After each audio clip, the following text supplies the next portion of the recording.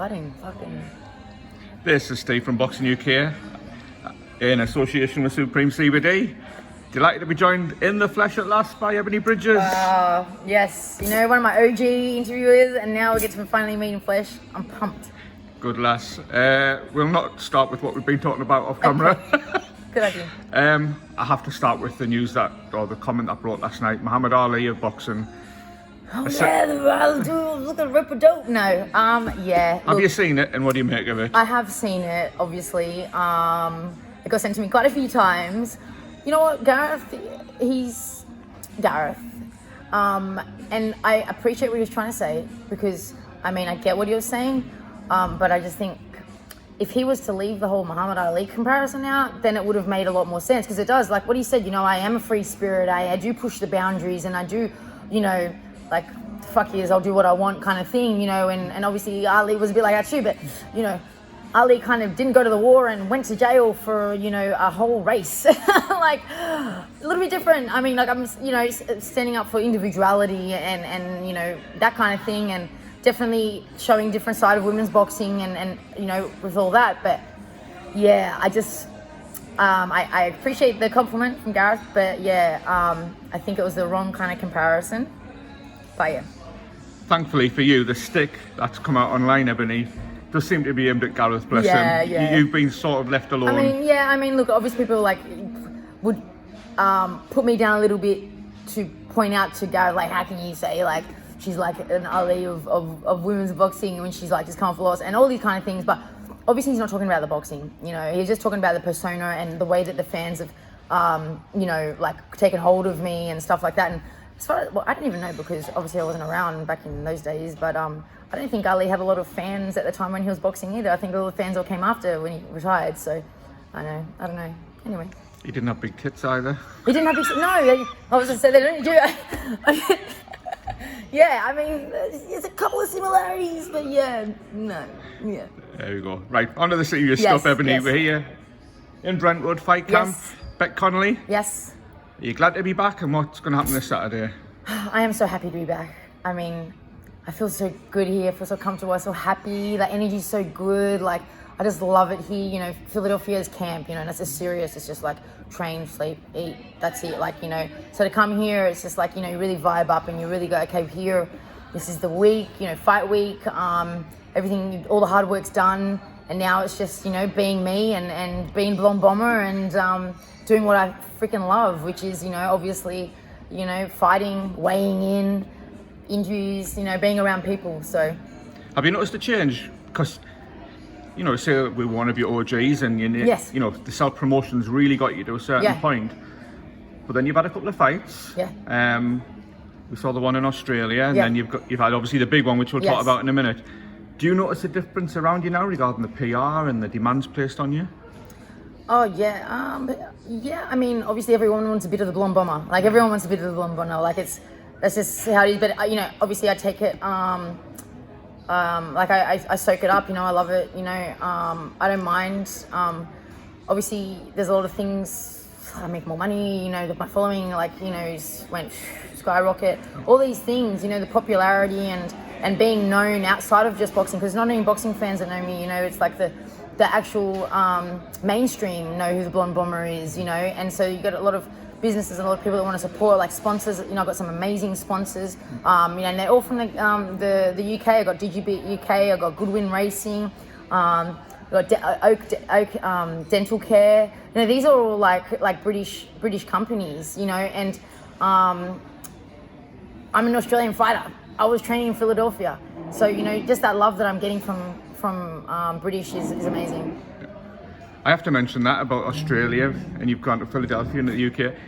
You haven't had much time at home, have you? No, I haven't. Are you not knackered? Tired? Yeah, I mean, definitely. I mean, it's been very emotionally hard.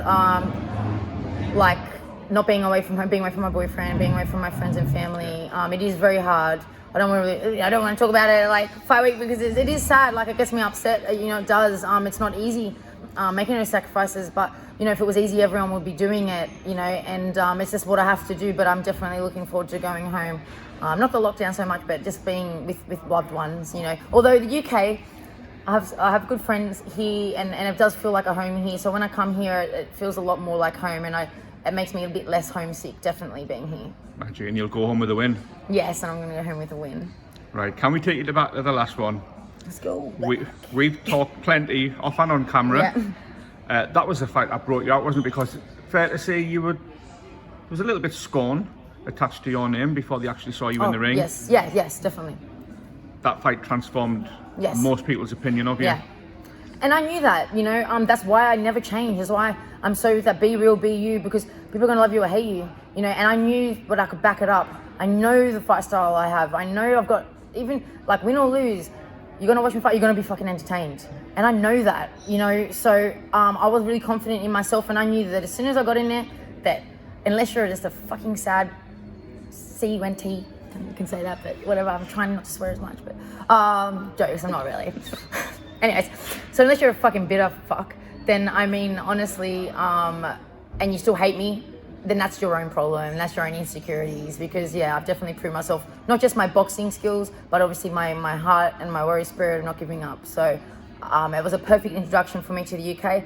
I've always said it, because I've talked many times, everything happens for a reason. My first fight into the UK was meant to be with Rachel Ball, back in November, but we didn't have the same build-up, big fight, not as many people might have tuned in. So for this to be my first fight introduction to the UK and to the fans and to the world, because we had people tuning in from America for my fight, Argentina, Mexico, Europe, it wasn't just the British. We had everyone tuning into that fight, and for that fight to be the introduction of me to the world, that's why I skyrocketed, because you've seen the lingerie, you've seen the tits, but you also seen the aggressive kind of exciting style that I have, and you got to see the heart, with that one eye. And you don't get to see that with every fighter, because not every fighter gets tested like that. So for all that to happen on that my first intro to boxing, on a big stage, mate, we're blessed. I didn't get the win, but I'm blessed, Absolutely.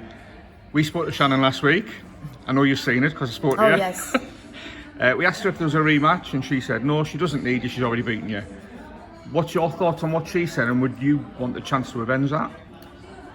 Well, I mean, you mentioned my name is Shannon Courtenay, and she gets all awkward and starts looking away from the camera and not paying attention, because she gets really uncomfortable. Because she knows, give me a camp, give me 2 eyes, don't make me travel between, continents and stuff, that it's going to be a much harder fight for her, because that fight was much closer than the judges said. I don't know what the judges were watching or whatever, but we see this all the time, especially in British boxing, for the away fighters. If you don't stop them, you're getting fucked. You know what I mean? So she knows that if we go again, it's going to be not different, as in it's still going to be a brilliant fight. I think it's going to be an even better fight from both of us, but I have a lot more chance of really, really getting in there without the headbutt and all that kind of stuff. And she knows that. And that's why she avoids it, because she doesn't want to lose the belt. Of course she doesn't want to lose the belt, because beating me was like, I've done it like an hour, I can't go back and run it back and then lose. Then it's like takes it away a little bit, And I get that. She fights for a different reason. It's herself, but I just want to give the fans a mad fight, because that fight, it's like the Barrera and Morales trilogies, or Gary Ward kind of trilogies. Women's boxing needs these exciting trilogies, and you need to do it. It's maybe not selfish of me, but I kind of want her to fight just so we can have that special thing. I mean, we've already ingrained in history as being an amazing women's fight, but if we have another fight and then maybe go on to a trilogy, then that's some serious freaking history making there. I don't know why she doesn't want to be involved in that. It's just I was going to say it's just a belt, because it's a world title belt, but you've got it, let's do something even bigger. That trilogy is a fair point, actually. Huge. And freaking the money, I don't do this for money, as you know, but it's good fucking money, So that's why I'm not really interested in kissing and making up with her. I'm like, oh, you want to go for a coffee, babe? But no, because I do want to fight her again, and then build up next time's going to be even more, So that's for sure. 2 quick ones before we go. Yeah, sorry, I can talk. Fucking shut up. If I give you a tenner, what's going to happen this weekend with you and Bec Connolly? If you give me a tenner? Yeah. I think I'm going to finish her. I think I'm going to stop her in mid to late rounds. Yeah. Magic. And I have to ask about the weigh-in. What can we expect? What can fans expect from the weigh-in on Friday? Tits, lingerie, and you're going to have to tune in to see, because I did not give away any hints. So you have to tune in, guys. It's going to be hot. It's going to be good. There's probably going to be some shenanigans.